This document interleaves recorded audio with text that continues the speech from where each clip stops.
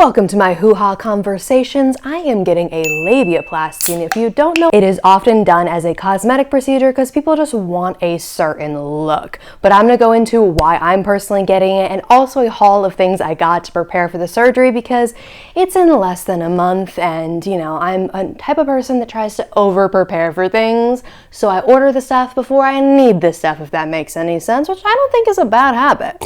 Now, if you didn't know, a labiaplasty is basically cutting off the excess skin down there. And excess skin is a relative term. For insurance to cover it, a lot of times you need a lot of excess skin for it to qualify, unless you're under other circumstances, and everybody's insurance is a little bit different. But the reason why this procedure might be a little bit harder to get approved by insurance than other things is because, again, a lot of times people do it for cosmetic reasons. People want a certain look, and I don't think there's anything wrong with that. I got my boobs done. I cannot say anything about cosmetic surgery, okay? To each their own. But for me personally, I'm not doing it for that reason because I believe if anybody is down there, they're happy to be down there. And I think she looks pretty gosh darn pretty. And I'm not going to say I have like a lot of excess skin, but I definitely have more than like other people do. It definitely hangs out. And for two medical reasons, I am actually getting it. One, the surgery will definitely help with that specific medical thing. And then the other thing, it's a little bit questionable if it will or not. Some doctors believe it will, some doctors believe it won't. And I have seen multiple OBGYNs that believe different things about it. Now, the first one that is definitely a reason insurance will cover it for most insurances is for skin irritation and hygiene. So the skin irritation aspect for me personally, it wasn't a problem until more recently. Like, it was lightly a problem, like it would sometimes bother me, but it became way more of a problem when I became more physically active, which is great for your health, but not great for your skin irritation. I already have dermatitis, which is a form of eczema, so I get skin irritations, have 5 gazillion creams, and deal with that on and off. Same thing with acne creams.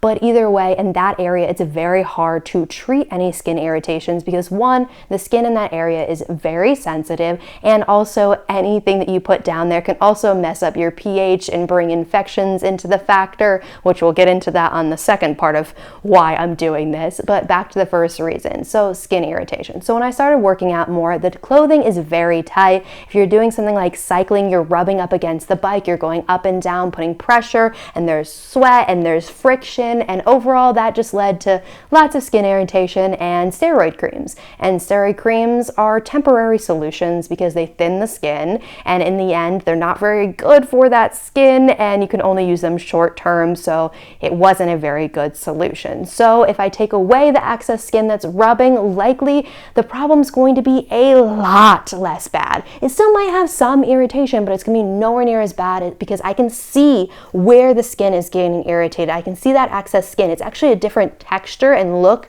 if you really look closely, because that is the area that's getting all rubbed away. And so this will help. It'll cut it away, and the recovery time on it's not too bad. You're about a month before you can go back to physical activity, depending on the person, and it can be a little bit longer. I think it's actually a little bit longer than a month. I think it's 6 weeks.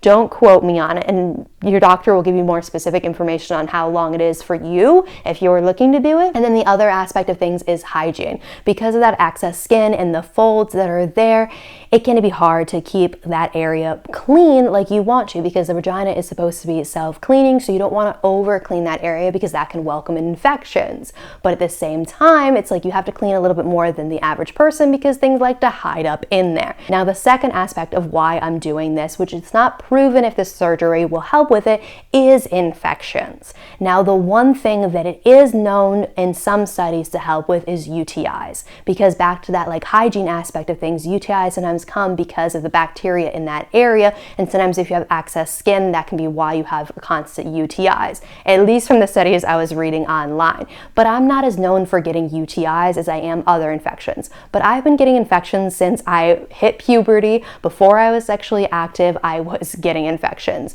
Everything from UTIs to yeast infections to BV, and I wasn't really beating them, and it was happening whether I was active sexually or not active.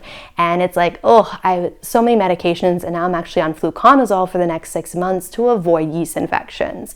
And I think a lot of it has to play with the bacterial element of that area. But some doctors believe it will not help with yeast infections or BV, and some doctors even believe it won't help with UTIs. So it's definitely mixed opinions, and I'm I'm talking from things I've read online and actual OBs I've seen, where I've had one OB be like, I think this will help with your infections, and another OB that's like, I don't believe labiaplasties help with infection at all. So it's like, it is mixed opinions, but I don't think it will hurt, and I have another medical reason that I'm actually doing it. So that's why I think insurance will approve it. We're submitting stuff very soon to do that, but overall, that's a lot of the reasons why I wanted to. It has nothing really to do with the look. It's more like the ease of my daily life that will be much better after this is done. I kind of don't want to do it because part of me is like, I don't want to go through surgery. I don't want to go through recovery. That's a very intimate area. But at the same time, I also don't want to deal with all the stuff that I've been dealing with, especially since my insurance ends when I'm 26.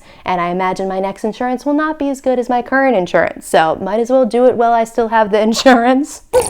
But overall, those are the medical reasons that I'm doing the surgery in a month, and I will definitely take you guys behind the scenes and show you some of the experience and how the recovery is and all of that. It definitely won't be as good as when I did my implants, because when I did my implants, I really took you guys behind the scenes, even into the surgery room. But this is a little bit different because I'm not paying for the surgery. It's through insurance, and it's a little bit more of an intimate area. So I can't take you guys as much as I could before, but if you want to see those videos, I will link them down below. But all of that being said, I do have a haul of the things that I got to prepare myself for surgery. I started watching videos online of people doing this surgery, and it seems like there's a lot of mixed opinions, but same thing with my implants. When I looked up like, oh, what should I get to prepare? Some people are like, recovery is hell, it's the worst thing known to man, and it's like, and then there's the other side of the spectrum where people are like, it was super easy. And for me personally, it was pretty easy. The only one thing I will say that I'm so glad I bought before my surgery for my implants was I got the body pillows, the ones that are like contoured like this. I got a pack of them off of Amazon,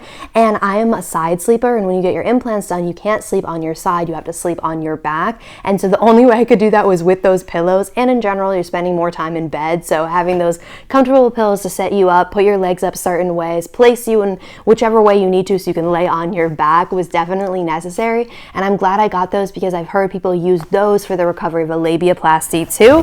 But here are some of my random essentials that I saw online in no particular order.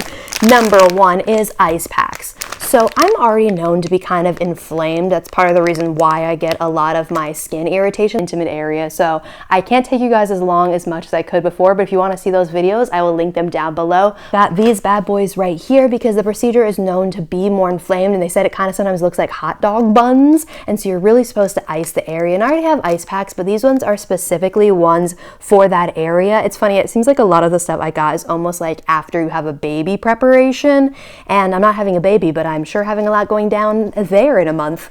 But either way, these ice packs are like little gel things, and it's a 2-pack, and then they have little sleeves that you can wash because, you know, you're putting them in your underwear. You probably want to keep them a little bit cleaner.